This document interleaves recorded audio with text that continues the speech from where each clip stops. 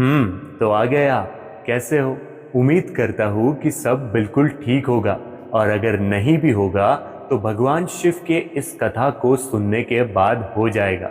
साम सदाशिव दर्शकों, मैं भगवान शिव का पुत्र सदाशिव आपको नमन करता हूँ। देखो दोस्तों, अगर कोई व्यक्ति भगवान शिव के इस कथा को संपूर्ण सुन लेता है मन भाव से, तो वो व्यक्ति कभी भी गरीब नहीं रहेगा।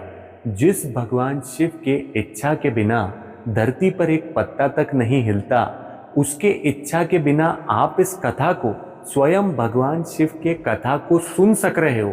अगर आप ऐसा सोच रहे हो तो आप बिल्कुल गलत हो। आप भगवान शिव के सच्चे भक्त हो और आपके भक्ति को भगवान शिव ने स्वीकार कर लिया है। तभी आप भगवान शिव के इस कथा का श्रवण कर पाओगे। आप भगवान शिव के इस कथा तक तभी पहुंच पाए हो जब आपने सच्ची श्रद्धा से भगवान शिव की आराधना की है। क्योंकि अगर आप इर्द गिर्द नज़र घुमाओगे तो कई लोग आज भी गरीब हैं और गरीबों तक ये कथा नहीं पहुंचेगी, क्योंकि वो गरीब होने के साथ साथ भगवान में विश्वास नहीं रखते हैं, भोले का मजाक उड़ाते हैं। अब देखो, आप में से ही हजारों लोग ऐसे होंगे जिन तक ये कथा पहुंचेंगी, लेकिन उनका इतना बड़ा है मन कि वो गलती से भी इसे लाइक नहीं करेंगे। वो अपने अहंकार में इतने विलीन है कि एक हर हर महादेव वो नहीं लिखेंगे, लेकिन हाँ, मायावी और वासनावी जगत में वो हमेशा फंसे हुए रहेंगे। लेकिन एक बार जय भोलेनाथ अगर मैं लिखने को कहूँ तो एक भी नहीं लिखेगा। लेकिन जो सच्चा शिव भक्त है उस तक ये कथा भगवान शिव ने इसीलिए ही पहुंचाई है क्योंकि वो सुनकर अपने जीवन को बदल ले। तो अगर आपकी भगवान शिव में आस्था है तो मैं आपको मुबारकबाद देना चाहता हूँ और आपको नमन करना चाहता हूँ, क्योंकि भगवान शिव ने आपकी आस्था को स्वीकार लिया है। तभी तो भगवान शिव की ये बातें आप सुन पा रहे हो। अब मुबारक हो, आप गरीब नहीं रहने वाले हो, आप बहुत जल्दी बहुत धनवान बनने वाले हो, क्योंकि मुझे पता है कि इस कथा का आप पूरा श्रवण अवश्य करेंगे। भगवान शिव और माता पार्वती के बीच हुई इस कथा का प्रसंग अत्यंत महत्वपूर्ण है। इसकी गहराई में न केवल जीवन के कुछ अटूट सत्य छुपे हैं, बल्कि ये भी बताया गया है कि एक व्यक्ति को अपनी कुछ बातें दूसरों के सामने उजागर नहीं करनी चाहिए। इन तीन बातों को छुपाकर रखना ही बुद्धिमानी होती है, अन्यथा व्यक्ति को गरीबी और कष्टों का सामना करना पड़ सकता है। मैं इस कथा का सारांश आपके लिए प्रस्तुत कर रहा हूँ। ये कथा स्वयं गरुड़ पुराण में भगवान शिव ने शिव पुराण में भी इसका उल्लेख करते हुए कहा है कि पृथ्वी लोक पर बहुत कम लोग ऐसे होंगे जिनके भक्ति से मैं प्रसन्न होकर उनके सामने किसी न किसी के द्वारा इस कथा को पहुंचाऊंगा ही पहुंचाऊंगा। तो अब ये कथा आपके सामने आ गई है। अब देखते हैं कि कितने लोग इसका पूर्ण श्रवण करते हैं। प्राचीन काल की ये कहानी है। एक समय की बात है। माता पार्वती को अपने जीवन में कई प्रश्नों का उत्तर चाहिए था, इसीलिए उन्होंने शिव से निवेदन किया कि वे उन्हें जीवन के कुछ रहस्यों के बारे में बताएं।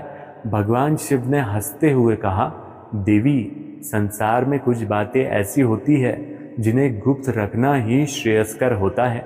यदि उन्हें उजागर किया जाए तो मनुष्य अनायास ही कई समस्याओं में फंस सकता है। मैं तुम्हें एक कथा सुनाता हूँ जिसमें यही सिखाया गया है। और ऐसा सुनते ही माता पार्वती बड़ी प्रसन्न हो गई, क्योंकि उन्हें पता चल गया कि अब उन्हें उनके सवालों का जवाब मिलने वाला है। भगवान शिव ने माता पार्वती को एक तपस्वी के बारे में बताया जिसका नाम महेश था। महेश ने अपने जीवन में कई कठिनाइयों का सामना करते हुए कठोर तप किया था। उसकी साधना ने उसे एक उच्च आध्यात्मिक स्तर पर पहुंचाया था। उसके जीवन में हर प्रकार की सुख समृद्धि आ चुकी थी और वो संतुष्ट था। लेकिन उसकी एक आदत थी कि वो अपने सभी अनुभव, योजनाएं और साधना की रहस्यमयी बातें दूसरों को साझा कर देता था। एक दिन महेश के एक पुराने मित्र ने उससे मुलाकात की। महेश ने उसे अपने तपस्या की विधि, साधना के रहस्य और यहाँ तक कि अपनी भविष्य की योजनाओं के बारे में भी सब कुछ बता दिया। उसका मित्र कुछ स्वार्थी प्रवृत्ति का था और उसने महेश की सभी योजनाओं को स्वयं के लाभ के लिए इस्तेमाल कर लिया। कुछ ही समय बाद महेश को अपने साधना का फल मिलना बंद हो गया और उसकी समृद्धि धीरे धीरे क्षीण होने लगी। महेश ने अपने त्रासदायी का कारण जानने के लिए गहरे चिंतन में डूबने की कोशिश की और उसे तब महसूस हुआ कि उसने अपने तपस्या के गहरे रहस्य दूसरों के साथ साझा कर दिए थे, जो कि नहीं करना चाहिए था। उसने महसूस किया कि उसकी इन 3 बातों का साझा करना ही उसकी समस्याओं का मुख्य कारण बन गया। सबसे पहला, धन और संपत्ति का स्तोत्र। महेश ने अपने मित्र को ये बताया कि उसने किस तरह से अपनी संपत्ति प्राप्त की और उसे कैसे सुरक्षित रखा। इसने मित्र के मन में ईर्ष्या और लोभ उत्पन्न कर दिया और उसने महेश की संपत्ति को नष्ट करने के लिए चालें चलनी शुरू कर दी। इसलिए व्यक्ति को अपने धन और संपत्ति के स्तोत्र को हमेशा गुप्त ही रखना चाहिए ताकि दूसरों में ईर्ष्या का भाव उत्पन्न ना हो और उसके जीवन में शांति बनी रहे। अगर आप किसी तरह से पैसे कमा रहे होंगे, चाहे ज़्यादा कमा रहे हो चाहे कम कमा रहे हो, लेकिन जीवन में कभी किसी के साथ में साझा मत करो कि आप पैसे कहाँ से कमा रहे हो, क्योंकि आपके सामने जो लोग आपके बनने की कोशिश करते हैं, असल में कई बार वही आपके खुशियों की लंका लगा देते हैं। वही आपसे सबसे ज़्यादा जलते हैं जिन पर आप अक्सर बहुत ज़्यादा भरोसा करते हैं। दूसरा, आध्यात्मिक अनुभव। महेश ने अपने गहरे आध्यात्मिक अनुभव और साधना के रहस्य को भी साझा कर दिया था। इसका परिणाम ये हुआ कि उसकी साधना का प्रभाव कम होने लगा। आत्मा के गहरे अनुभव को अपने भीतर ही रखना चाहिए, क्योंकि ये अनुभव व्यक्ति को आत्मिक बल और शांति देते हैं। इन्हें साझा करने से उनका प्रभाव क्षीण हो सकता है और साधक की साधना का संतुलन बिगड़ सकता है। अब क्योंकि आप तक भगवान शिव की ये संकेत पहुंच रहे हैं, ये कहानियाँ पहुंच रही है, तो आप इससे ये समझ लीजिए कि अपनी साधनाओं की जो गहरी बातें होती है वो आपको कभी भी किसी को नहीं बतानी चाहिए।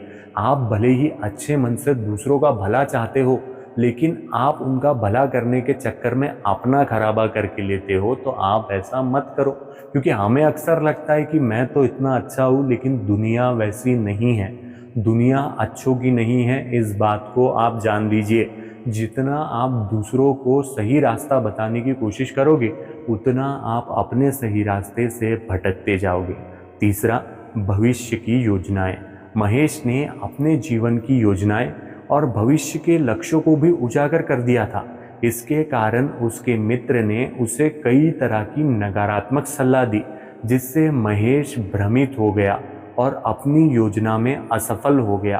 किसी भी व्यक्ति को अपनी योजनाओं को दूसरों से साझा नहीं करना चाहिए, क्योंकि न केवल ईश्वरीय कुल लोग उसमें बाधा उत्पन्न कर सकते हैं, बल्कि दूसरों के विचार भी व्यक्ति को भटका सकते हैं।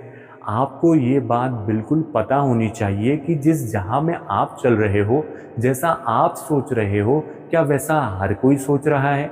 अब मैंने कहा कि भैया इस वीडियो को लाइक करने वाले को खूब धन संपत्ति मिलेगी क्योंकि मैं सामने वाले का भला चाहता हूँ, लेकिन क्या वो स्वयं ऐसा चाहता है? बिल्कुल नहीं चाहता है। आप देखिएगा कि अगर 100 लोग इस वीडियो को देखेंगे तो उनमें से 10 ही लोग ऐसे होंगे जो इस वीडियो को लाइक करेंगे। क्यों? क्योंकि भलाई का ज़माना नहीं है। जब हम दूसरों को सही मार्ग, सही रास्ता दिखाने की कोशिश करते हैं ना, तो आजकल की दुनिया हम पर भरोसा नहीं करती। वही अगर मैं गलत सलत चीज़ें बताता, जैसे वासनाओं वाली बातें बताता, किसी स्त्री की बात करता, तो 1000 लोग आज इस वीडियो को लाइक कर देते। लेकिन क्योंकि ये भगवान शिव का संकेत है, तो हम क्या करते हैं? अक्सर इसे हल्के में लेते हैं। दूसरों को अक्सर हमसे ईर्ष्याएं होती है और यही ईर्ष्या हमारे जीवन में बाधाएं उत्पन्न कर सकती है। इसीलिए इस कहानी का सार ये है कि व्यक्ति को अपने धन, आध्यात्मिक अनुभव और भविष्य की योजनाओं को गुप्त ही रखना चाहिए। भगवान शिव ने कहा कि ये 3 बातें जब तक गुप्त रहती है तब तक व्यक्ति अपने जीवन में सफलता और समृद्धि प्राप्त करता है।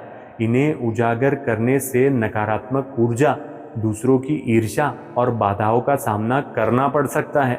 माता पार्वती ने इस कथा से ये शिक्षा ग्रहण की कि और भगवान शिव के प्रति कृतज्ञता व्यक्त की। इस कथा का उद्देश्य यही है कि आत्म संयम का पालन करते हुए अपनी निजी बातों को गुप्त रखे, क्योंकि हर चीज़ को सबके सामने प्रकट करना हमेशा हितकारी नहीं होता। जैसा मैंने आपको बताया कि कई बार हो सकता है आप किसी को अपना समझो, लेकिन उसके दिल में क्या चल रहा है ये आपको नहीं पता। भगवान शिव ने माता पार्वती को आगे समझाते हुए कहा, देवी, इन 3 बातों को गुप्त रखने के पीछे एक गहरा कारण है। संसार में हर किसी की नियति और सोच एक जैसी नहीं होती। कई बार आपके आसपास के लोग आपके उत्थान में खुश नहीं होते और आपके बारे में अधिक जानकारी जानकर आपके खिलाफ षड्यंत्र भी रच सकते हैं। इसीलिए अपनी सुरक्षा और प्रगति के लिए ये बातें गुप्त रखना आवश्यक है। भगवान शिव ने माता पार्वती को और भक्तों को संबोधित करते हुए आगे कहा कि धन और संपत्ति का जो स्रोत होता है, धन अपने साथ कई तरह की इच्छाओं, लालच और ईर्ष्याओं को जन्म देता है। महादेव ने कहा, यदि व्यक्ति अपने धन या संपत्ति के स्रोत को प्रकट कर देता है ना, तो लोग उस पर अनावश्यक दबाव डाल सकते हैं या धन पाने के लिए छल कपट का सहारा ले सकते हैं। कई लोग धन को लेकर स्वार्थी हो जाते हैं और व्यक्ति को हानि पहुंचाने का प्रयास कर सकते हैं। इसीलिए अपने धन के स्रोत को गुप्त रखना ही बुद्धिमानी होती है। और इसीलिए भगवान शिव ने कहा है कि कलयुग में कई बार लोग धन के ही लिए सामने वाले व्यक्ति को हानि पहुंचा सकते हैं। इसीलिए मेरा आपसे निवेदन है कि जो कोई भी आपका धन का स्रोत होगा ना, वो आप कभी किसी के साथ में साझा मत करो। आध्यात्मिक अनुभव आत्मा का सबसे निजी और पवित्र हिस्सा होता है।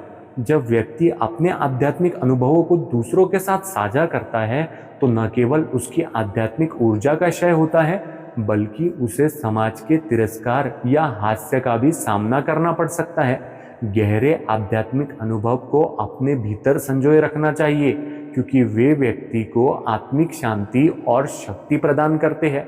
जैसे भगवान शिव अगर आपको ये संकेत वगैरह दे भी रहे हैं और आप किसी को बताओ, तो हो सकता है कि वो आपका मजाक उड़ाए, आप पर भरोसा ना करे, जिसके वजह से आपका भी मन डगमगा सकता है।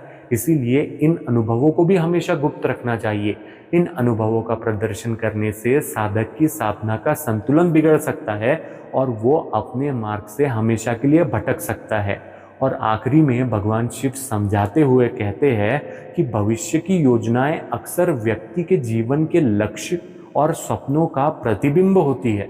यदि व्यक्ति अपनी योजनाओं को दूसरों को बता देता है तो कभी कभी लोग नकारात्मक ऊर्जा या विचारों से उसे प्रभावित कर सकते हैं। हर कोई थोड़ी ना आपका भला चाहेगा, कोई तो आपसे जलेगा।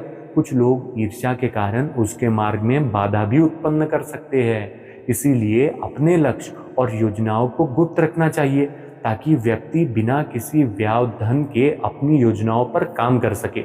महादेव ने अंत में कहा, देवी, संसार में केवल वही व्यक्ति सफल होता है जो अपने विचारों, साधनाओं और योजनाओं को संभाल कर रखता है।